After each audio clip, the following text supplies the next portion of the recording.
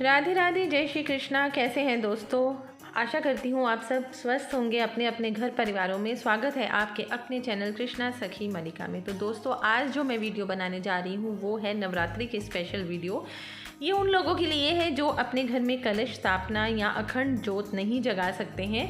तो मैंने उसी के रिलेटेड ये वीडियो बनाई है कि बिना अखंड ज्योति और कलश स्थापना के भी आप माँ दुर्गा की पूजा कर सकते हैं, और किस तरह से आप माँ दुर्गा की पूजा कर सकते हैं वही मैं आपको सारे नियम बताऊंगी। बहुत ही सरल पूजा विधि है जिससे आप अपने ये नियमों का पालन करके माँ को अपने घर में विराजमान कर सकते हैं इन नवरात्रि में के 9 दिनों में। सो आप भी मेरे साथ बने रहिए और शुरू से लेके अंत तक इस वीडियो को ज़रूर देखिएगा। बहुत ही इंटरेस्टिंग, बहुत ही बढ़िया और नॉलेज देने वाली ये वीडियो होगी। तो सबसे पहले आप एक बड़ी सी चौंकी ले लीजिए और उसके ऊपर एक लाल रंग का वस्त्र पहना दीजिए। चौंकी के ऊपर चाहे आप चुनरी पहना दीजिए। मेरे पास ये माँ की चुनरी पड़ी हुई है और बिल्कुल ही जो ये चुनरी है सुच्ची चुनरी है, बिल्कुल जूठी नहीं है। मतलब ये मैंने कभी ली नहीं है अपने ऊपर।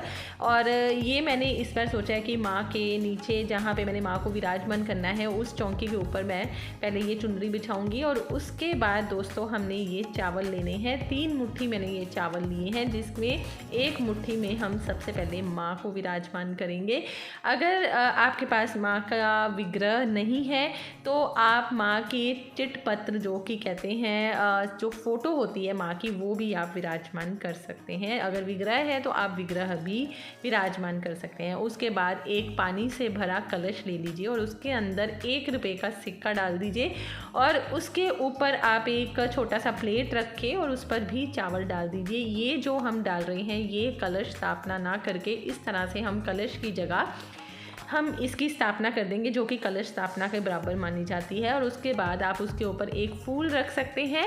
फूल आप कोई भी रख दीजिए, चाहे पीला मिल जाए पीला रख दीजिए, लाल मिल जाए तो बहुत बढ़िया, नहीं तो गुलाबी है तो गुलाबी सफ़ेद रख दीजिए। और तीसरे वाले जहाँ पे चावल पड़े हैं वहाँ पे आप एक ज्योति रख दीजिए जहाँ पे आपने दीपक जलाना है। दीपक आपने देसी घी का जलाना है।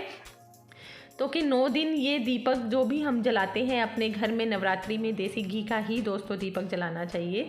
तो यहाँ पे हम दीपक जलाएंगे माँ की तरफ। और दोस्तों एक चीज़ और है, इस बार माँ जो आ रही हैं हाथी पे सवार होकर आ रही हैं, तो ये बहुत ही शुभ माना जाता है। जिनके घर में कलेश, दरिद्रता और धन संबंधी कोई भी समस्याएं वगैरह होती हैं वो सारी की सारी समस्याएं माँ दूर करने के लिए आ रही हैं, इसलिए हाथी मैंने ज़रूर रखा है। और एक चीज़ और है दोस्तों, अब मैं साथ में सबसे पहले गणेश जी को भी विराजमान करूँगी। तो कि गणपति की पूजा के बिना हम कोई भी पूजा शुरू नहीं करते हैं। तो सबसे पहले आप गणेश जी को भी विराजमान कीजिए और उसके बाद उनके भोग के लिए आप फल फ्रूट वगैरह भी कोई भी किसी भी तरह का भोग लगा सकते हैं। और बस भोग जो होता है वो सात्विक होता है, जैसे कि आप सबको पता है कि बिना प्याज और लहसुन के ही भोग तैयार किया जाता है। और साथ में मैंने ड्राई फ्रूट रखे हैं माँ के लिए। तो कि माँ के यहाँ पे पहले दिन हमने माँ की स्थापना करनी है, तो उसके लिए हमें भोग लगाना भी माँ को बहुत ज़रूरी है। और एक मैं पुष्प जो है फूल लाल रंग का है, बहुत खूबसूरत गुलाब का फूल है, वो मैं माँ के पास माँ को दे रही हूँ।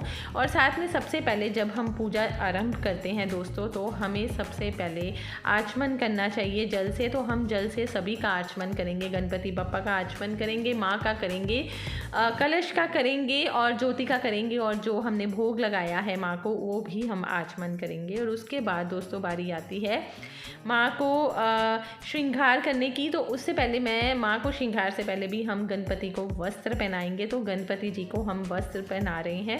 वस्त्र अगर आपके पास दुर्वा में नहीं है तो आप मोली से भी उनको वस्त्र दे सकते हैं, वस्त्र पहना सकते हैं। इसी तरह आप माँ को भी दे सकते हैं मस्त वस्त्र। अगर आपके पास विग्रह नहीं है, कोई फ़ोटो वगैरह है, तो उस पर भी आप मोली की तरह वस्त्र चढ़ा सकते हैं। और उसके बाद आती है बात माँ के 16 श्रृंगार की। तो श्रृंगार भी आप माँ को दीजिए, ज़रूरी होता है माँ को श्रृंगार देना। तो सबसे पहले श्रृंगार में ना दोस्तों चूड़ियाँ आती हैं। इस दिन आप कोशिश यही कीजिए कि लाल, हरी या गुलाबी रंग की ही हमको माँ को चूड़ियाँ देनी चाहिए। साथ में मेहंदी, सिंदूर, ये एक शीशा है जो कि ज़रूरी होता है। और साथ में है माँ के लिए बिंदी और साथ में रिबन बालों के लिए।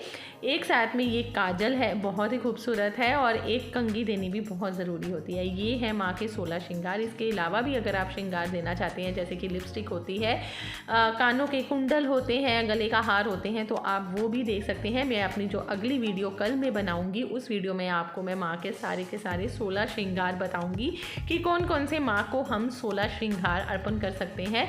और एक चीज़ और है दोस्तों, लाल चुनरी जो कि बहुत ज़्यादा ज़रूरी होती है नवरात्रों में। तो ऐसी आप एक चुनरी भी माँ के लिए ला सकते हैं। वैसे मेरे पास 2-3 चुनरी होती हैं नवरात्रों में, तो मैं बदल बदल के पहनाती रहती हूँ। जैसे कि गुलाबी रंग की हो जाती है, हरे रंग की हो जाती है, लाल रंग की हो जाती है। तो इस तरह से एक चुनरी ला के माँ को ज़रूर पहनाइए। ये भी पहले दिन हमें नवरात्रि में माँ को चुनरी पहनानी चाहिए। साथ में श्रृंगार का सामान हो जाता है, साथ में हमें माँ की पूजा अर्चना, जोत, दीपक सब कुछ जलाना चाहिए। धूप जलाइए, नैवेद्य चढ़ाइए, दीपक जलाइए घी का। और साथ में दोस्तों माँ के लिए जो आप पाठ वगैरह करते हैं वो पाठ भी कीजिए। पाठ कौन सा करना है, दुर्गा सप्तशती का भी आप पाठ कर सकते हैं इन नवरात्रों में, और साथ में दुर्गा स्तुति का भी पाठ कर सकते हैं। सो अब हम सबसे पहले गणपति जी की पूजन करेंगे, उनकी आरती करेंगे और उसके बाद माँ की आरती करेंगे। सो आई होप आपको मेरी ये वीडियो पसंद आई होगी।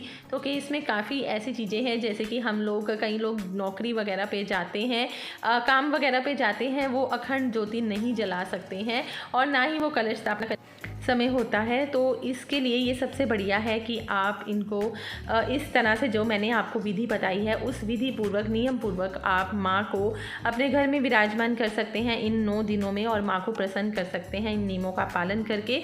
आशा करती हूँ आपको मेरी ये वीडियो पसंद आई होगी, तो सब्सक्राइब ज़रूर कीजिएगा जो मेरे इस चैनल पर नए आए हैं। कल मैं दोबारा आपको मिलूँगी अपनी एक नई वीडियो में। तब तक के लिए राधे राधे, जय श्री कृष्णा, जय माता दी।